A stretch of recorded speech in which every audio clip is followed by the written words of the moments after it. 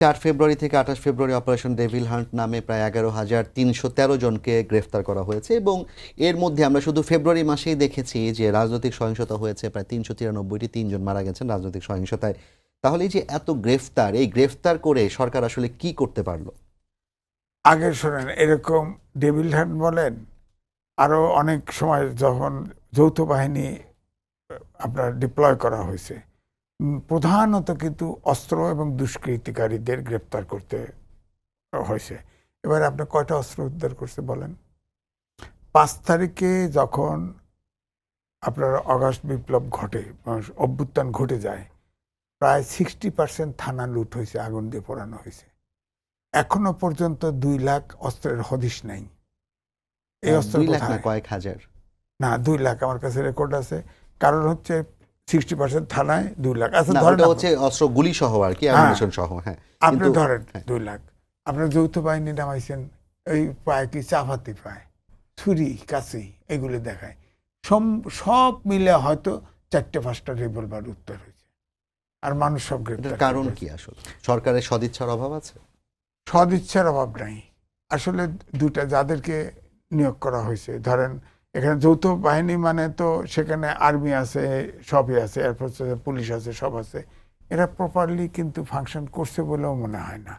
আর সরকারের ইচ্ছা নাই, সরকার চলছে যে যার কাজ দায়িত্ব দিয়েছি করুকটা, এরকম আর কি। আমি বললাম না, ফ্রি ফর অল, দেশে যে যা করে করুকগা, এমন।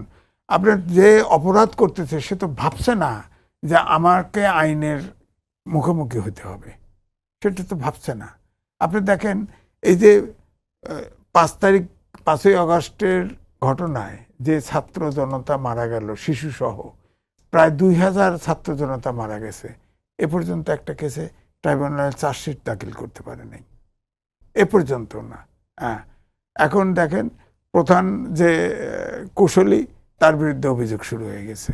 হ্যাঁ, তো এই জন্য আমি বলছি যে শুরুটা কেমনে করবে, শেষটা কেমন করবে জানি না।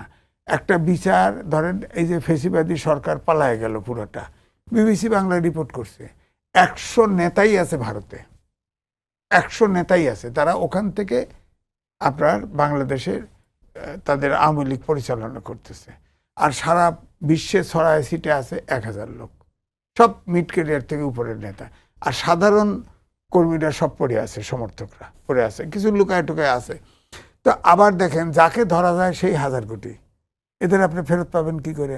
কারণ ট্রাম্প তো ঘোষণা করছে। দুদকের আজকে একটা রিপোর্টে দেখলাম প্রায় 10,000 কোটি টাকার সম্পদ জব্দ করা হয়েছে। হ্যাঁ, আপনি শোনেন, জব্দ করা অনেকগুলো 10টা বিজনেস হাউস বাংলাদেশে অলিগার্ক হিসেবে তৈরি করছে গত ফেসি সরকার। তাদের একজন ঘটনা ভুলবশত বোধহয় সালমান রহমান ছাড়া কেউ গ্রেপ্তার হয়েছে, কেউ বিদেশ চলে গেছে, পালায় গেছে, আর কেউ কেউ দেশে ব্যবসা করে বেড়াচ্ছে। কোনো বিচার আছে বলেন? কোনো কিছু ধরছে? আমি একটা উদাহরণ দিলাম তো। তো সুতরাং তারা তো যত কিছু, এই যে ব্যবসার সিন্ডিকেট বলেন, যা বলেন, এই ধরেন দেখলাম পত্রিকায় 30% রোজার আপনার যে ডিমান্ড অনুযায়ী 30% বেশি আপনার অলরেডি সয়াবিন বাংলাদেশে ঢুকে গেছে। আর সয়াবিনের তেল আপনি পাওয়া যায় না, আপনি তেল কিনতে চান পাবেন না। আমি বাজার করে খাই, তেল কিনতে গেছে পাই না, সয়াবিন পাই না। তো এটা যে সিন্ডিকেট তো এই 10 জনকে কেন্দ্র করে।